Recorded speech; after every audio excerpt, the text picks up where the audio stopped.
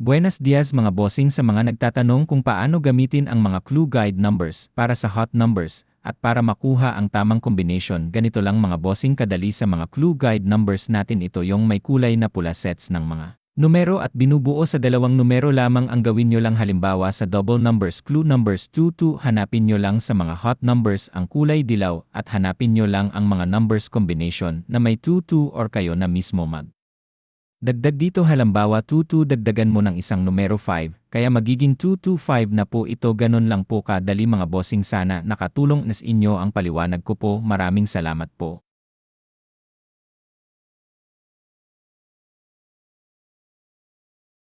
Maganda ang araw nyo mga bossing, ito na po ang mga hot numbers natin ngayong araw. Para Swertres meron akong binigay na mga sets ng numero at ang mga kulay nito, ang pula ay mga clue or guide numbers na siyang pagbabatayan nyo sa pagpili para sa single digits at double numbers. Ang green para sa single digits numbers eskalera, ang blue para sa single digits numbers eskalera, at ang dilaw para sa double numbers, at ang puti ay para sa S2. At tandaan, ang mga numero na nakapost araw-araw ay pwede nyo pa rin balikan uli. Ang mahalaga sa lahat ang mga clue numbers dahil doon kayo magbabasi sa pagpili ng mga hot numbers. Araw-araw ako magbigay ng mga clue numbers mga bossing subscribers, viewers. Maraming salamat at sa mga binigay nyong stars ay malaking bagay na ito sa paglago ng page na ito, para sa ganon makatulong ako sa inyo at makatulong din kayo sa iba. Maraming salamat po. Buenos dias, God bless po.